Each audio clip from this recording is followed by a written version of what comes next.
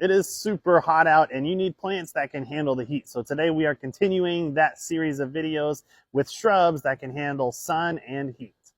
First off is Vitex, and Vitex is a shrubby tree depending on the variety. Some varieties get really tall and others stay shorter, but they all get beautiful blooms, and bees and butterflies and even hummingbirds really love them. Next is Rose of Sharon, or Althea. This is related to hibiscus, but it's actually a deciduous shrub, and they get all kinds of different bloom colors depending on the variety, and they can handle the heat for sure. Now remember, in these videos, we're going to go over a lot of different species, so I can't give all the details about each one. So if you need to know whether or not it's deer resistant or if it grows in your zone, you may have to look them up. This is Elaeagnus, which is a large evergreen shrub that has silvery foliage and gets about 8 feet tall and wide and is extremely heat tolerant. And it also comes in variegated varieties. Next are junipers, which junipers are a very diverse family. Some of them grow extremely low to the ground, others are more medium height, while others can get 20, 30 or more feet tall, but almost all of them are full sun and heat tolerant.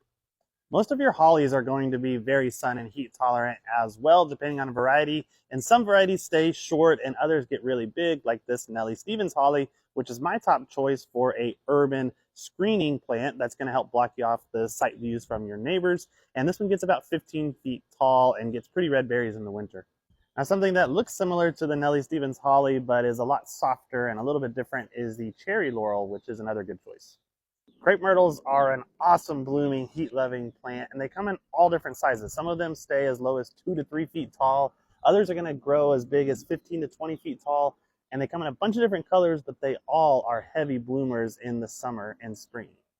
This is Yaupon holly, which is Ilex vomitoria, and it is a native to Texas and North America holly species that has smaller leaves that are a little bit serrated. It also is medicinal. It can be used to make teas.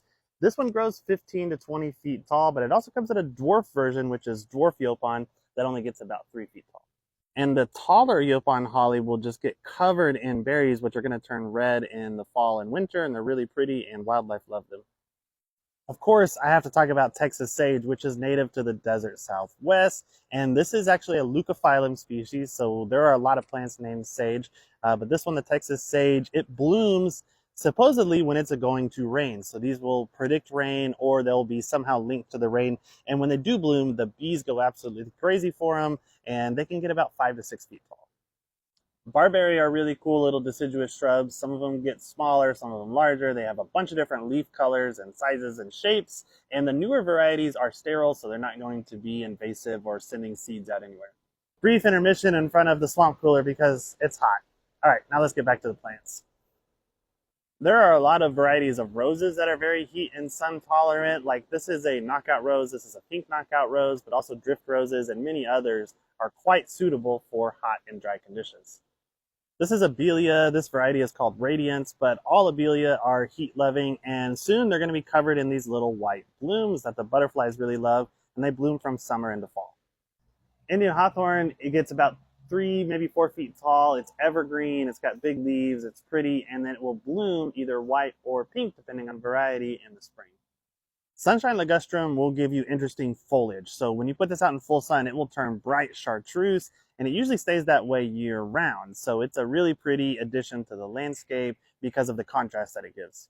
And cousin to the sunshine ligustrum is the waxleaf ligustrum, which has large waxy leaves, and it's a little bit bigger. It will grow to about 8 feet tall and wide. Nandinas oftentimes get overlooked as being a heat-tolerant plant, but they will handle heat and sun, and they come in a wide variety of colors and sizes, and the newer hybrids don't even make seeds, therefore they are not invasive.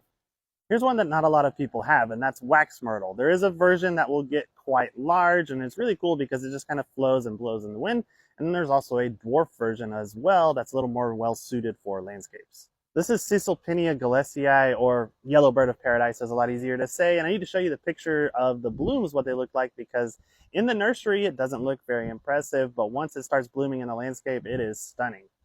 I'm going to finish with one that's not a traditional heat-loving plant, but boxwood can certainly handle heat and are very tough in the landscape.